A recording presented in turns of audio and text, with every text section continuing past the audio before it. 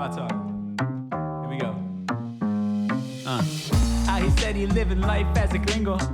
Where you question where you fit in every time you mingle. They say you do this with not enough that. My rapping is really bad. This life as a gringo. Yes, hello and welcome to another episode of Life as a Gringo. I am Dramos, of course, and it's Thursday, so it means it's time for our Thursday Trends episode. I'm flying solo on today's show. I know we had a guest the last two episodes, so, want to selfishly just take over today's show. And we're going to touch on a few things. Obviously, big news when it comes to the presidential campaign with Kamala Harris and picking her running mate. So we'll talk all about that and kind of, I guess, some of the conversation that's been happening around Kamala in the last couple weeks. So we'll touch on that. I did not have an episode last Thursday, so I missed out on talking about all that's going on in Venezuela. So we will touch on that. Just crazy, crazy times right now. And on the positive side of things, Olympics is obviously going on. And there's a really beautiful moment in the gymnastics medal ceremony, at least one of the events, where you had women of color standing at the podium together, just celebrating one another. It was, just remarkable and a beautiful moment to see. So we will talk all about that. But first and foremost, let's just get into the nonsense, the BS, in a segment called For the People in the Back. Say it louder for the people in the back.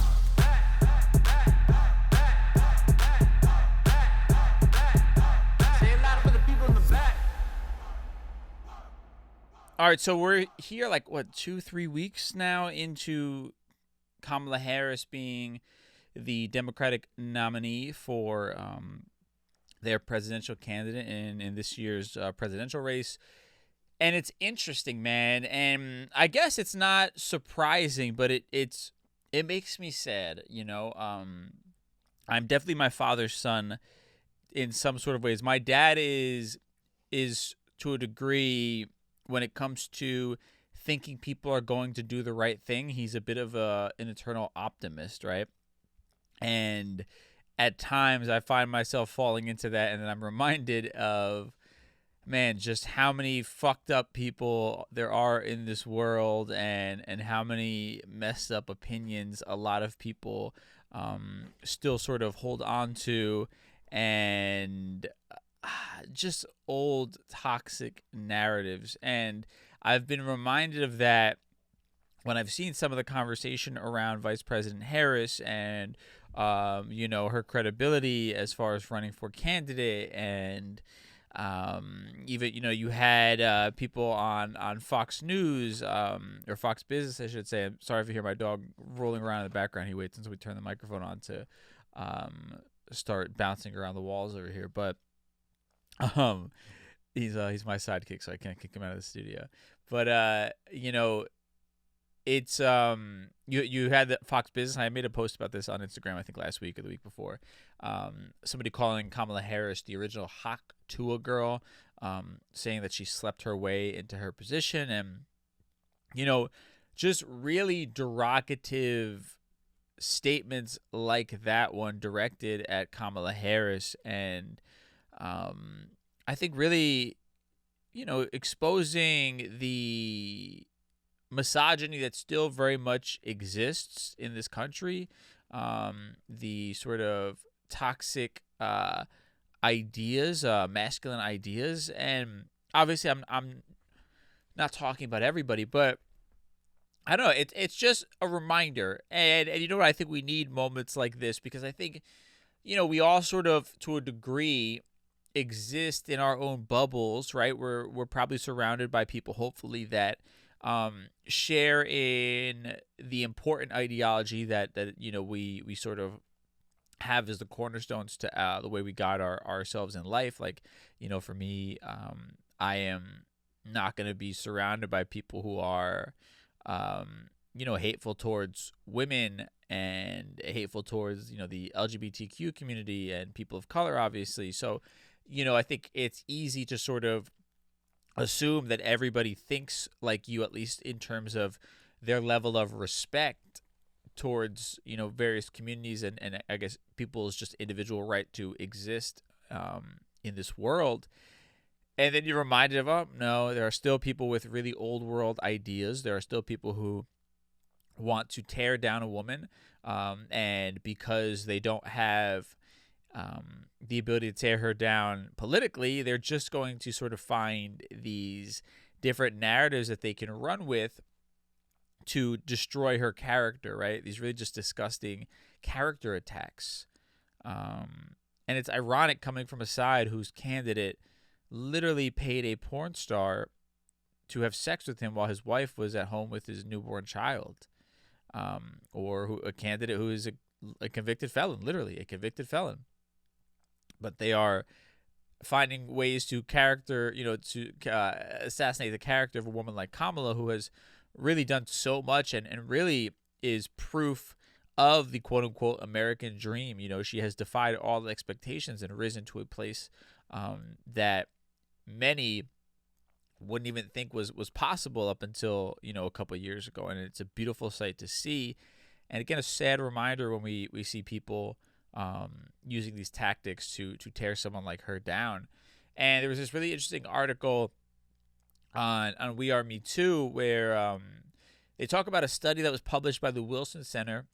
And you had Jen Kausitz, Jillian Hunsack, Alexandra Paveluk, Celia Davies, Shannon Pearson, and Zoe Kaufman, who discovered through their studies some really disturbing information. They say their study revealed the shocking extent of sexist and sexualized misinformation directed at women in public life.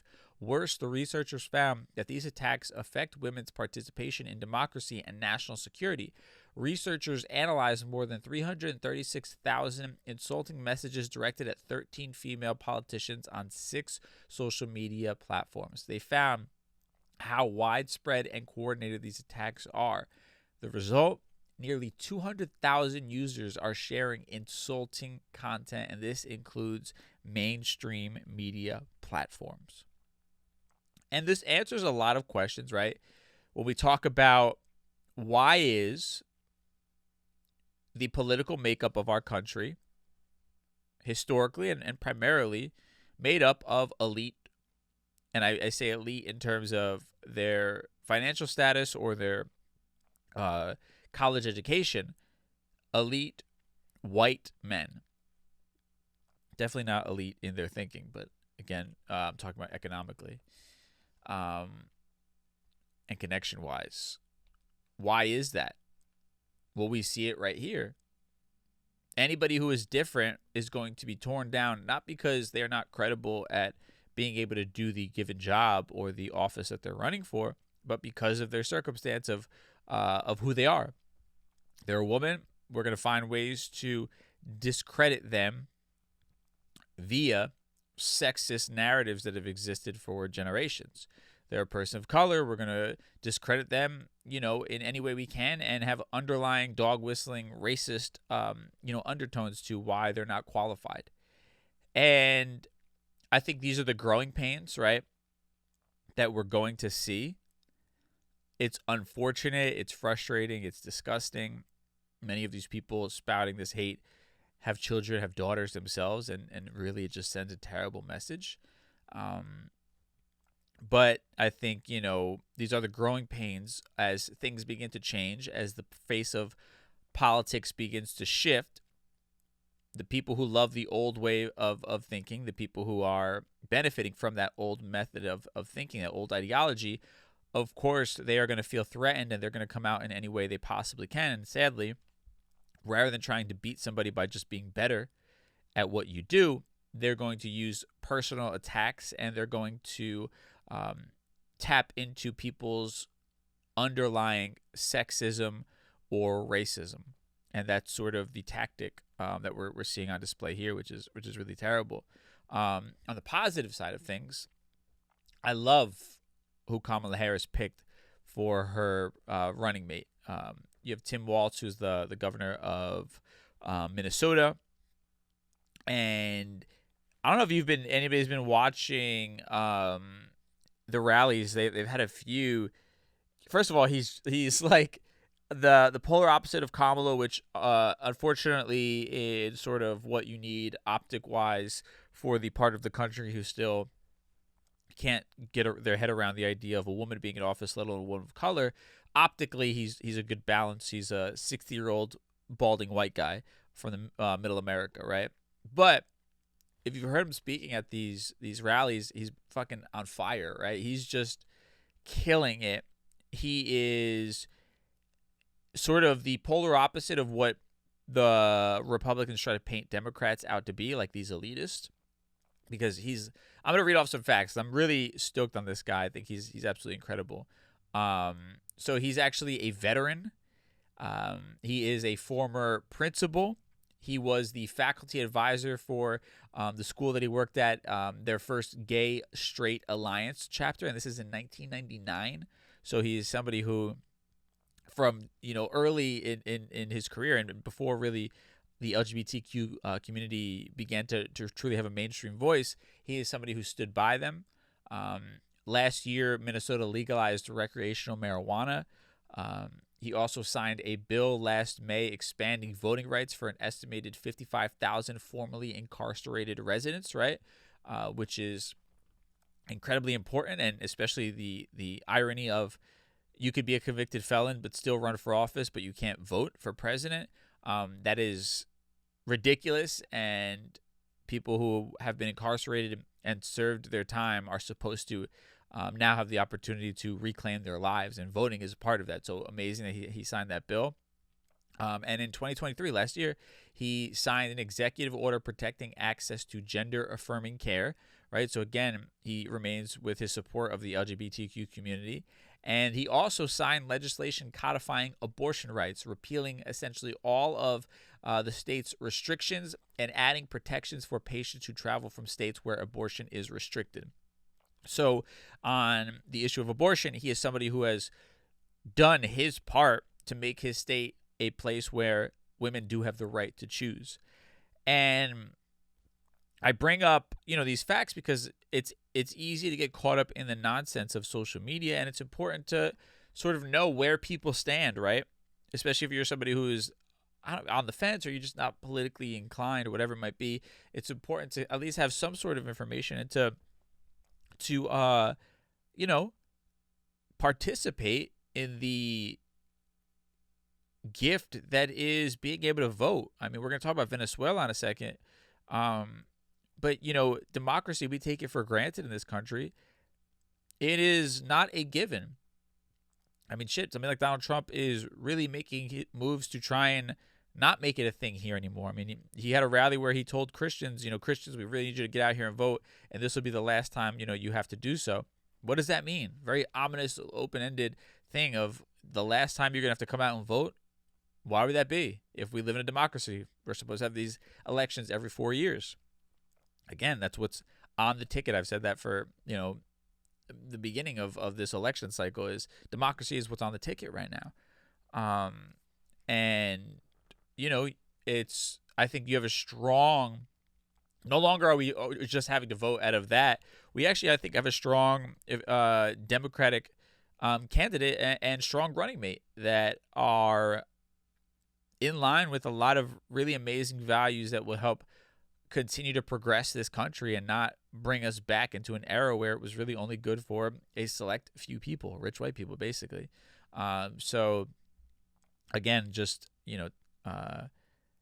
things to think about, and you have to vote. It's, what's interesting to me, these people, and it's like somebody on Facebook, I randomly was on, I love Facebook Marketplace, so I'll log onto Facebook and like on my way to the marketplace, you'll randomly see people's posts on there. And it's always people from like high school in your hometown that you grew up in and things like that. But I saw a post from somebody that I was from my hometown, or where I went to high school. And as with anything, if you're still posting on Facebook, you're probably just like oversharing mundane updates about your life. But anyway, not to throw shade at anybody who is on Facebook, but that's kind of the norm. But she posted like, oh, just registered to vote. And then she posted she said, I just registered to vote. This is my first time voting. in I don't know how many years, whatever. She's like in her 30s. So first time voting now in her 30s. And she said that she gave an explanation. Yeah, prior to that, I never registered to vote because I wanted to avoid getting called for jury duty. But now that I found out they can still call you for jury duty, I have registered because it's too important. Hashtag MAGA. And I love this hashtag MAGA, Make America Great Again.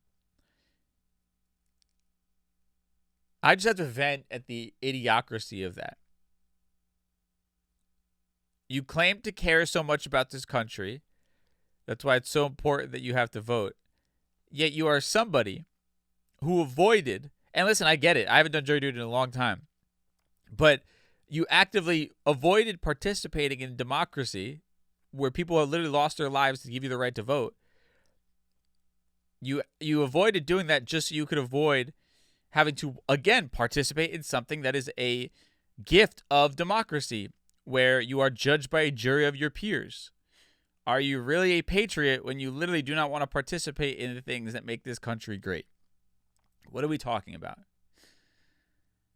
I found it to be ironic. Maybe I'm just venting at, stupidity that I run into it from time to time. But anyway, this election's important. I encourage you to continue to read up on these things, read up on where these candidates stand.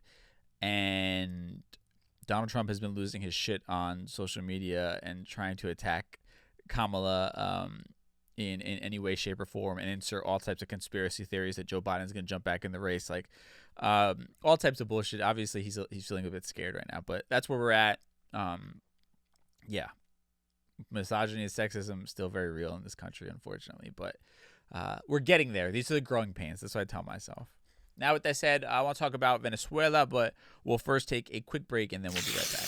All right, so I was off last week. We're back, by the way, and I was off for Thursday Trends. And Venezuela has a lot of controversy in its election right now. And it is all surrounding Nicolas Maduro, right? And he's somebody who came into power, I should say, 2013. He took over after the death of Hugo Chavez.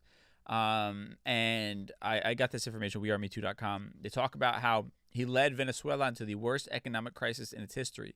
More than 8 million Venezuelans, a quarter of the population, have fled the country as best they can. Meanwhile, the regime has been accused of drug trafficking and terrorism.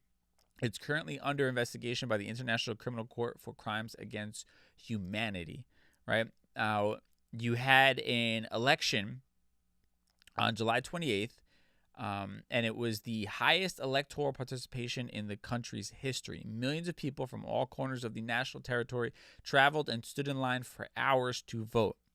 Now, think about that. I just talked about voting in the United States of America, in which I know they're trying to make it more difficult in certain places like Georgia. But you had people driving around from all across the country, waiting in line for hours just to have their voice heard. That's how important this is, right? And we take that for granted. They talk about how citizens reported irregularities in the voting centers from early hours in the day, from false ballots in favor of Maduro to the theft of electoral material by military forces. Many feared the worst. At the end of the day, after hours of delays and uncertainty, the regime assured that Maduro had won with 51% against 44% of the opposition candidate Edmundo Gonzalez. And that's what we've been seeing on the news, is the reaction, like protest and a lot of sad violence. But people had their election stolen from them, right, by a dictator. And Maduro, who's in power right now, refuses to leave office. He's like another Putin. But he is somebody who, from what I've read, if he wasn't to be president, he would be arrested for multiple things that he's been charged with or being investigated for. So he has to maintain office in order to not go to jail, basically. So, of course, he's holding on with a death grip. And unfortunately, it's at the the sort of expense of the citizens of Venezuela. And to me, this is where foreign policy with the United States needs to kick in, right? And I would critique the Biden administration for this, because we talk about immigration and, it being an issue in this country, too many people coming over, not doing it through the process, and we're just being overwhelmed in our systems. If people didn't have to flee their home country, they wouldn't. So it's in our benefit to have better foreign policy, have better relationships where we can help stabilize these countries. And again, I'm not a politician, I don't have the plans, but this should be a bigger issue, because this man staying in office will only cause more people to flee and more people to try and find, safety in the United States of America. Which, I'm not saying I don't want Venezuelans here, but what I'm saying is, if the system is overwhelmed, more people are just going to be added to that overwhelmed system because of how dire and scary the circumstances are shaping up in a place like Venezuela. Now, this article, and I'll always put the link in the show notes, they do highlight a woman who's actually been doing great work in the government over there trying to fight back against the corruption. Her name is Maria Corina Machado, and she is someone who has been at the forefront of opposition against the government for more than 2 decades, they say. She is a presidential candidate who has been gagged and threatened by the regime for years. And they're actually giving her a lot of credit for being one of the people who galvanized and motivated people to actually go out and vote. And what she is saying is that the votes were actually more so 70% in favor of Gonzalez, actually coming in and winning. She says, quote, "We won in every demographic, in every state. It was overwhelming. We won, and the whole world knows this. Even the regime knows what happened." And she's actually was somebody who was running for presidency herself. And then in 2023, the Venezuelan government actually disqualified her from holding office for 15 years. And then even after her disqualification, she still stayed in there putting in the work. And she actually, again, her work and her voice has inspired Venezuelan opposition to fight back. They're saying that her support was crucial in boosting Edmundo Gonzalez Urritia's candidacy, who became the opposition's de facto candidate in the 2024 presidential elections.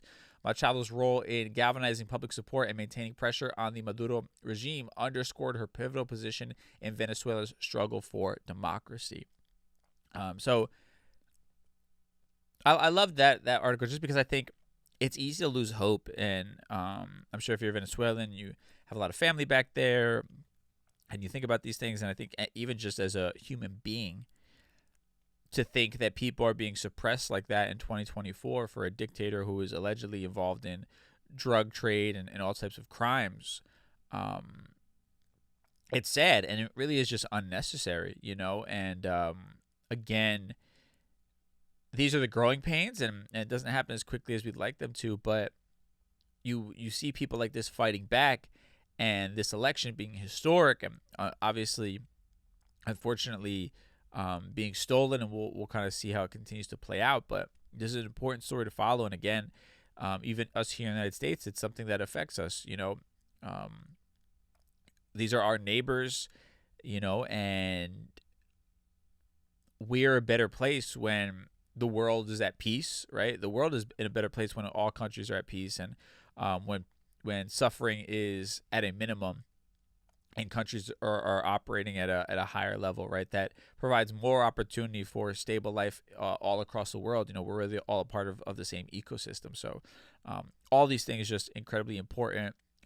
Salute to her for fighting back. And yeah, I mean, just an important story to follow that I think needs to continue to get more mainstream press, and we'll see.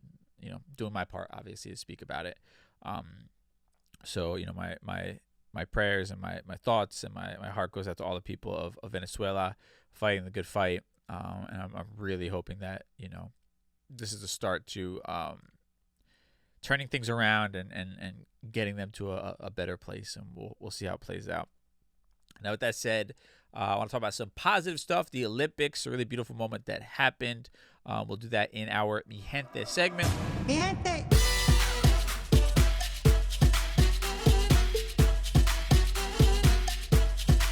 All right, the Olympics have been going on. I'm not going to lie, I haven't been as invested in it as I have been in the past. I think I'm just busier. Life gets hard, man. I don't know. I don't watch that much TV anymore either. And also the one thing I did watch, I was off on, what was it, this past Saturday, and I watched Puerto Rico versus U.S. in basketball, and the U.S. just spanked that ass. So that was a bit deflating. My first time this Olympic season participating, and I watched Puerto Rico get their ass whooped. I'm cheering on Team USA as well, though. But yeah, that was that. But amazing moment here as you had Brazilian gymnast Rebecca Andrade winning Olympic gold. Now she is Brazilian, born in Guarulhos, Brazil, and she actually is the most decorated Brazilian Olympian in history after winning 4 medals in Paris. She actually has a total of 6 right now, which is crazy. Andrade took home one of the medals, the gold, on Monday for the women's floor exercise final, beating her, quote, toughest competition, Simone Biles, who's legendary, who ended up getting the silver. But the moment that everybody's talking about in this, aside from her just being brilliant, there was a moment where Andrade, Simone Biles, and the bronze medal winner, Jordan Chiles from the U.S., made up the first all-black podium in Olympics history. And then you actually had Simone Biles and Jordan Chiles bowing down to the winner, Rebecca Andrade, just kind of showing respect. And Simone Biles, after that, talked very highly of her and how she didn't want to have to face her again, and just how talented she was. It's just a beautiful moment, man. I think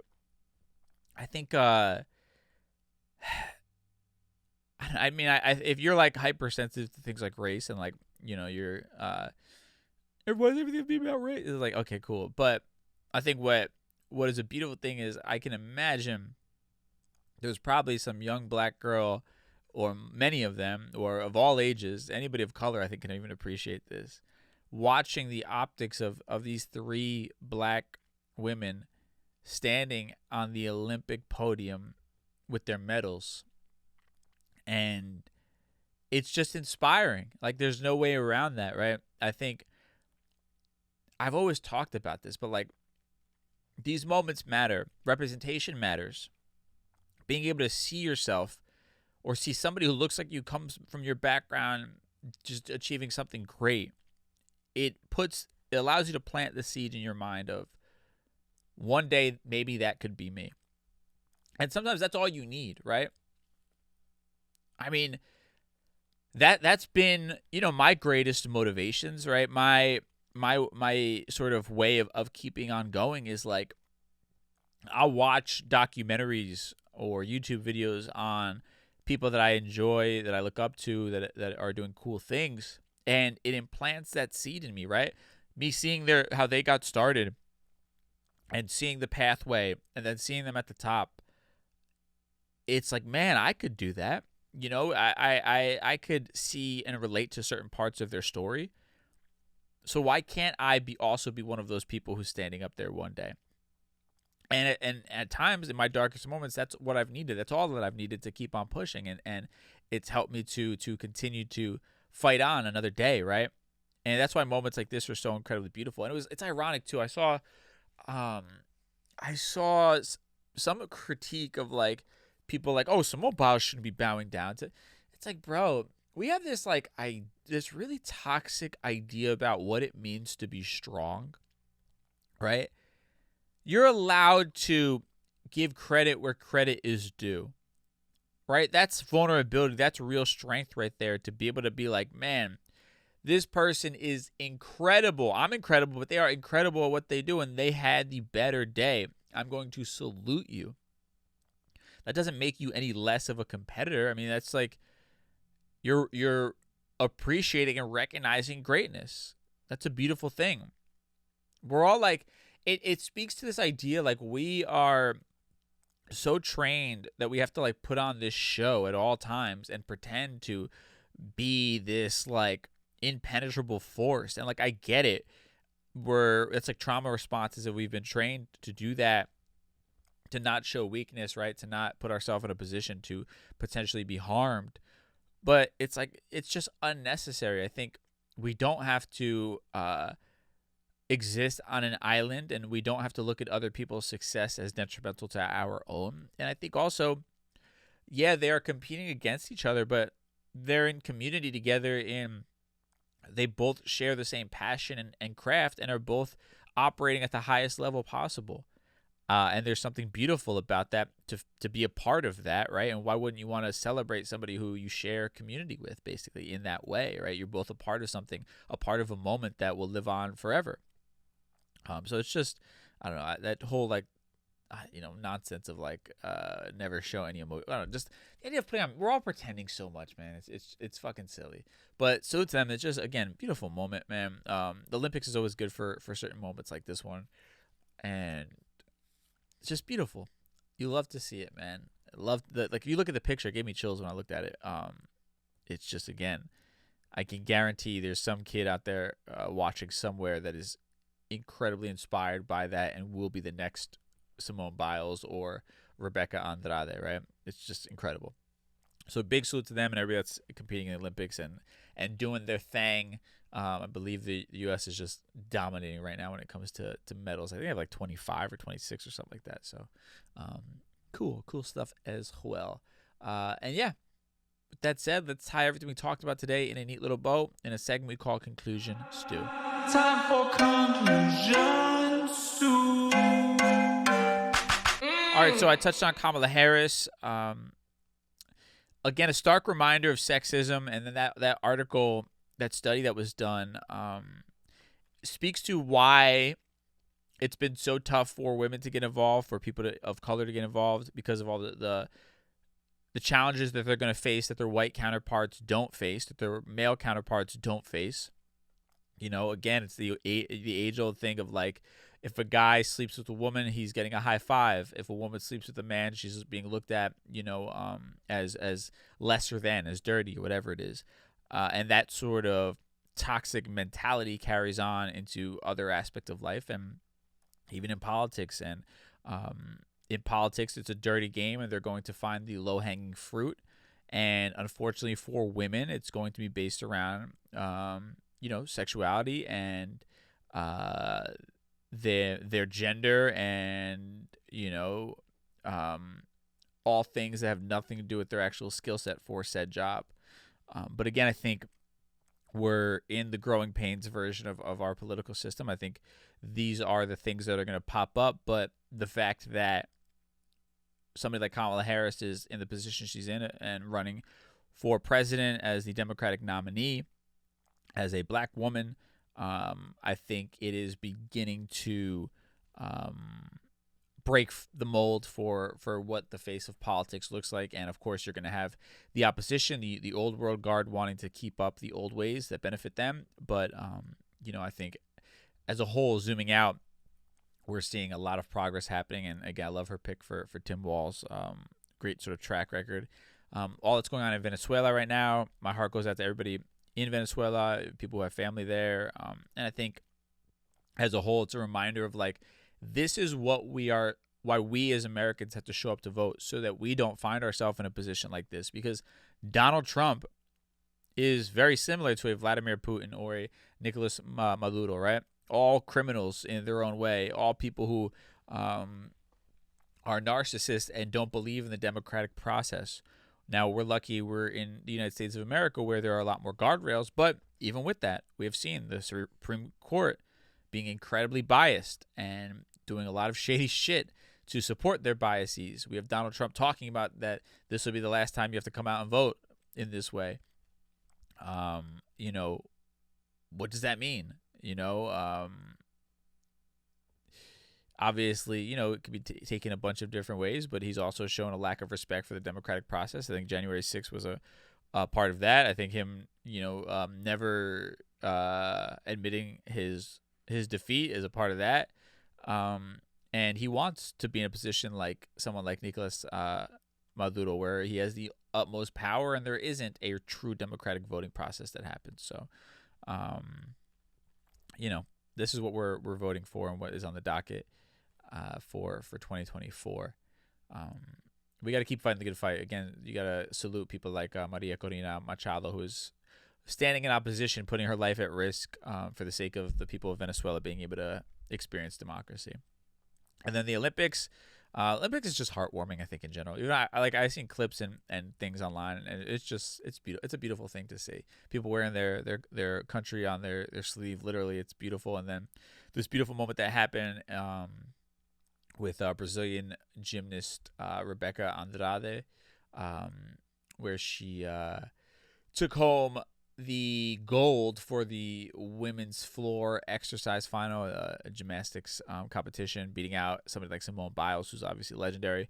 But again, the first time ever having an all-black podium at the Olympics where the gold, silver, and bronze winner were all black women. Just beautiful to see, inspiring, and something to get you fired up on this Thursday going into the weekend. Anything is possible, y'all. We just got to keep pushing. With that said, thank y'all so much for listening to today's show. I've been getting the DMs for the Just Be Social Club, the mastermind group that I host. I'm slowly building it out. If you join, to be patient with me. But again, DM me at DJ Dramos on Instagram. I'll send you the link to join. It's free. I'll send you the private link so you can hop up in our community that we are building. And that's it, man. Have a beautiful weekend. I will catch you on Tuesday with a brand new episode. So then stay safe. We'll talk soon. Peace.